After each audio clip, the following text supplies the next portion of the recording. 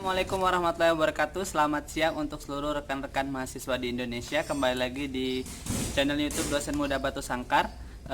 Di sesi kali ini kita akan membahas tentang penelitian. Pada tahap ini kita akan membahas tentang bagaimana kajian teori, baik itu mulai dari pengertian teori dan kemudian fungsi dari teori untuk penelitian kuantitatif. Untuk selanjutnya tetap stay tune di channel YouTube.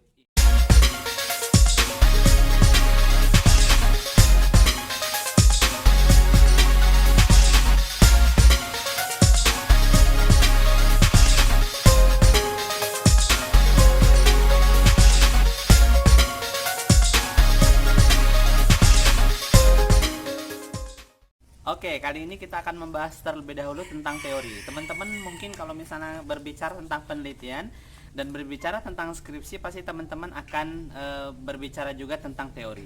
Maka sebelumnya akan saya tanya dulu, apa sih itu teori gitu kan? Karena memang beberapa kali kalau misalnya kita sedang bicara-bicara dengan teman gitu, itu mah teori aja, lu mah cuma teori doang gitu ya. Cuman kita tidak tahu sebenarnya teori itu apa. Nah, dalam hal ini sebenarnya kalau kita meruntut kepada beberapa pendapat, teori itu merupakan seperangkat gagasan formal. Seperangkat gagasan formal itu terdiri dari apa saja, banyak hal di sana. Ada teori, ada praktik, ada definisi, kemudian ada konsep-konsep, ada konstruk yang dibangun. Sehingga lahirlah sebuah gagasan yang kemudian gagasan itu bisa dijadikan sebagai patokan dalam berpendapat atau dijadikan patokan dalam sebuah penelitian untuk kajian teori dalam penelitian. Oke, pembahasan selanjutnya setelah kita sudah membahas teori gitu ya, setelah kita sudah menemukan apa maksud dari dan pengertian teori, maka selanjutnya kita akan membahas tentang bagaimana sih fungsi dari kajian teori gitu ya, atau fungsi teori dalam konsep penelitian kuantitatif. Nah, kita harus tahu bahwasannya ketika kita membahas tentang teori, ketika kita membahas tentang fungsi teori, maka kemudian kita pasti bertanya-tanya, kenapa kok di setiap skripsi itu ada teori gitu ya? Maka sebenarnya ada 4 hal penting yang menjadi fokus utama kita pada saat ini, terutama pada kajian teorinya dan fungsinya gitu. Nah, untuk fungsi yang pertama itu sebenarnya teman-teman bisa berdasarkan beberapa teori ataupun pendapat para ahli. Yang pertama itu fungsi teori itu merupakan digunakan untuk menuntun peneliti menemukan masalah penelitian. Nah, kenapa di sana menjadi dasar menemukan masalah? Kita tahu masalah itu artinya adalah kesenjangan antara kenyataan dan teori gitu. Misalnya gini, Pak, contoh yang real itu adalah misalnya gini, teman-teman nih suka dengan si dia gitu, tapi ternyata si dia tidak suka sama teman-teman gitu. Itu masalah tidak? Masalah ya, artinya masalah percintaan. Kita sekarang bahas tentang masalah itu adalah masalah penelitian. Di mana letak teorinya di sana gitu? Letak teorinya adalah ketika misalnya kita membaca teori A tapi ternyata realitanya itu B. Maka ketika ada kesenjangan itulah kemudian kita mengetahui bahwasanya teori ini digunakan untuk menemukan masalah dalam. Yang kedua itu tentang fungsi, masih berkaitan dengan fungsi teori. Maka selanjutnya adalah bagaimana kajian teori ini berfungsi sebagai untuk penyusunan hipotesis. Hipotesis kita tahu artinya adalah praduga sementara atau jawaban sementara. Letak kajian teorinya itu sebagai hipotesis adalah misalnya seperti ini ya.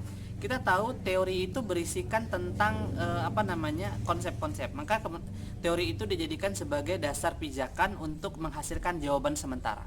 Misalnya ketika kita membahas tentang hubungan prestasi belajar siswa dengan kepercayaan diri, maka kita sudah bisa menemukan bahwasanya ternyata jika prestasi belajarnya bagus, maka siswa ini percaya dirinya tinggi gitu.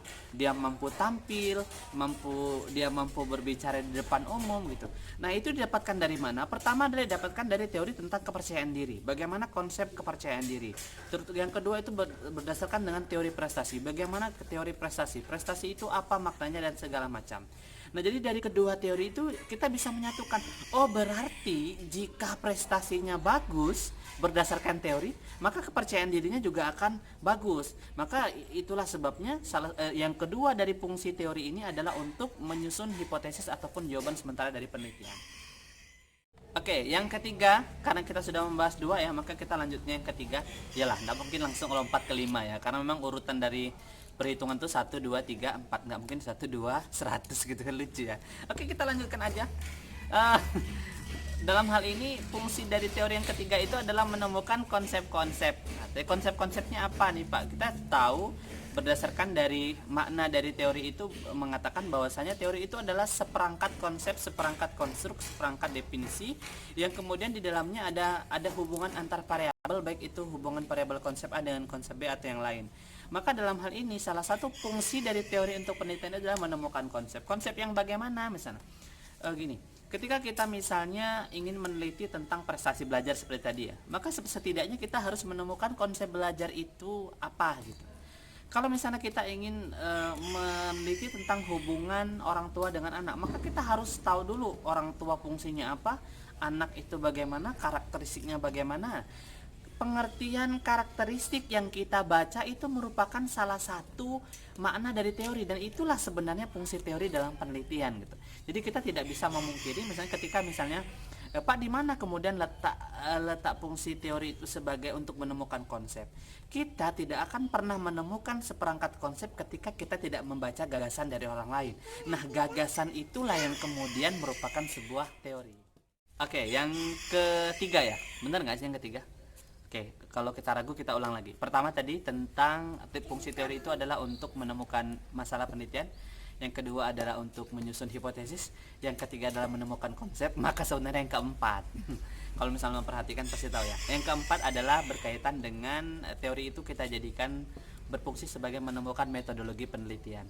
Teman-teman mahasiswa gitu ya, kita tidak akan pernah tahu metodologi kita apa kalau misalnya kita tidak bisa menentukan teori kita gitu. Misalnya teori tadi adalah prestasi belajar, kemudian ada kepercayaan diri, variabel yang selanjutnya. Kalau kita tidak tahu kita mau apakan teori ini, maka kita tidak bisa mengarahkan kepada metodologi penelitian. Metodologi itu berkaitan tentang cara kita meneliti. Pak, lantas bagaimana fungsinya? Misalnya seperti ini.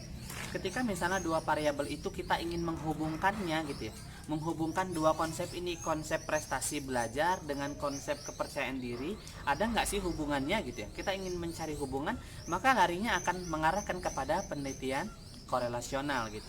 Kemudian ketika misalnya kita ingin melihat pengaruh media pembelajaran A kemudian dengan prestasi belajar gitu, maka kita nanti rujukannya akan berimbas kepada tentang lupa saya, tentang ini loh, tentang pengaruh kayak gitu. Nah, jadi sebenarnya letak dari kajian teori sebagai untuk menemukan metodologi itu lebih kepada cara pandang kawan-kawan untuk dijadikan apa tujuannya gitu. Apakah ingin menemukan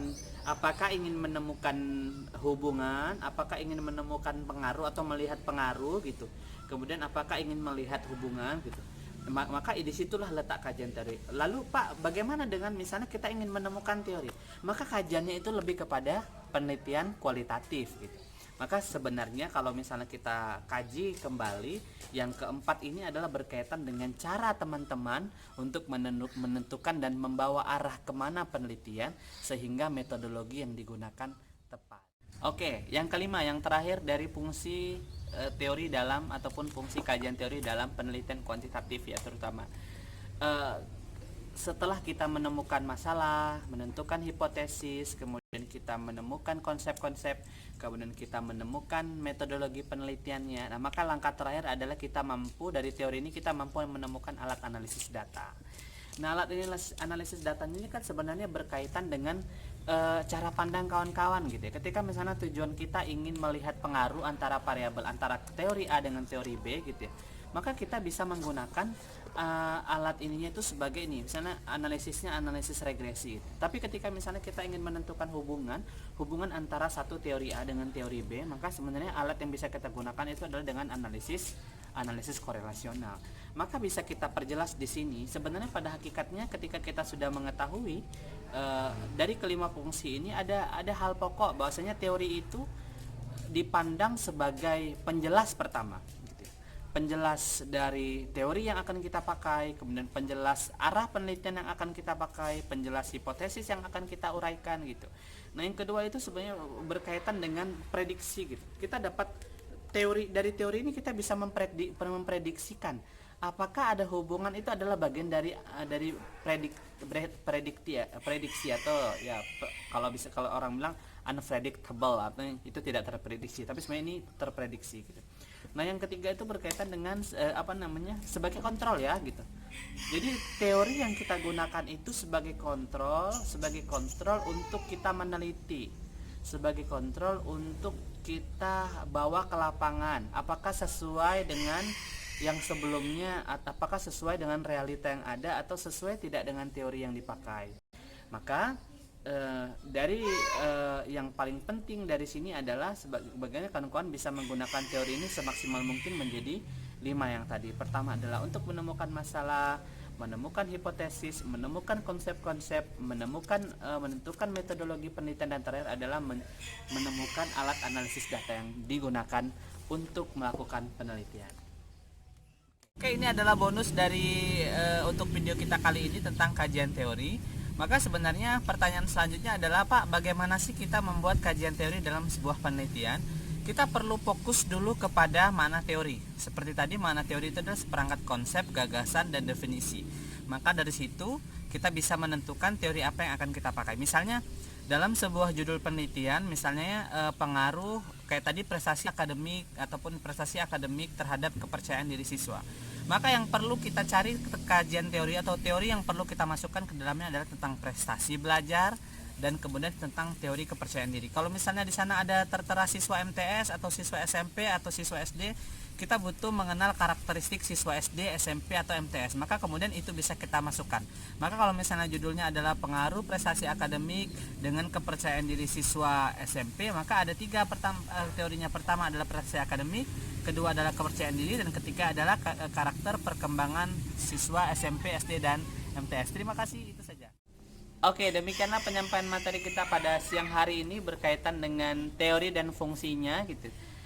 Jika kawan-kawan suka dengan video ini, silahkan klik like. Jika kawan-kawan merasa video ini bermanfaat, silahkan share ke teman-teman atau share ke teman-teman mahasiswa semester 6 ya, terutama mahasiswa yang sudah galau nih kapan akan bimbingan skripsi gitu. Kalau misalnya kawan-kawan ingin channel ini tetap jalan, maka silahkan klik subscribe di bawah ini. Tapi ingat ya, kata-kata mutiara dari saya, satu hari menunda skripsi sama dengan 1 hari menunda pernikahan. Assalamualaikum warahmatullahi wabarakatuh.